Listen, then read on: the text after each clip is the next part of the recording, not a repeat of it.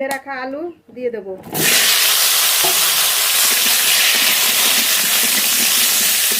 লবণ স্বাদ মতো, হলুদ গুঁড়ো পরিমাণ মতো। আলু এবার খুব ভালো করে ভেজে নেব। আলু খুব ভালো করে ভেজে নিয়েছি। জল দিয়ে দেবো, জল।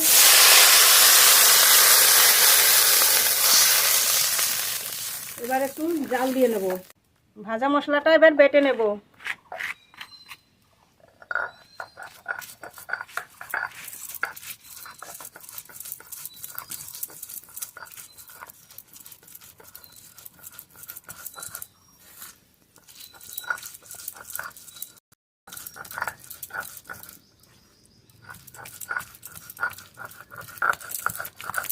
মশলাটা বাটা হয়ে গেছে, নামিয়ে নেব।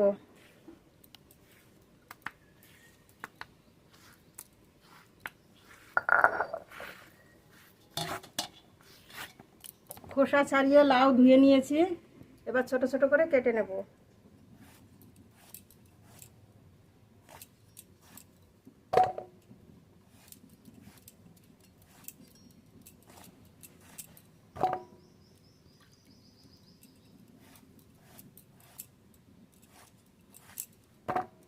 ঝোল খুব ভালো জাল হয়ে গেছে,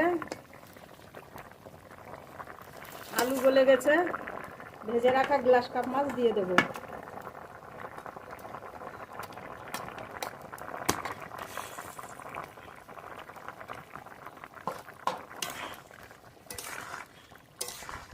তরকারি তো প্রায় রান্না হয়ে গেছে। এবার যে ভাজা মশলাটা এই ঝোল উঠিয়েই গুলে দিয়ে দেব।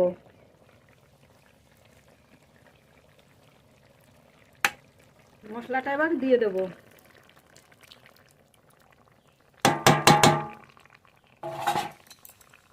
এবার একটু নেড়ে নেব।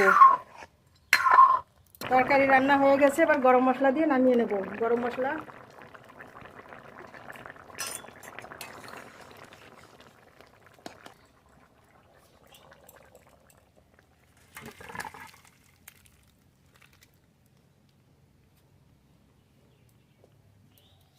লাউ চিংড়ি রান্না করব। কড়াইতে সর্ষের তেল,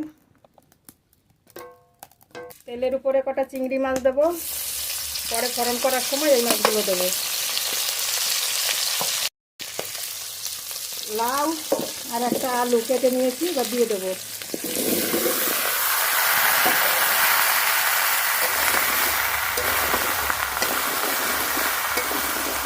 লবণ স্বাদ মতো, পরিমাণ মতো হলুদ গুঁড়ো,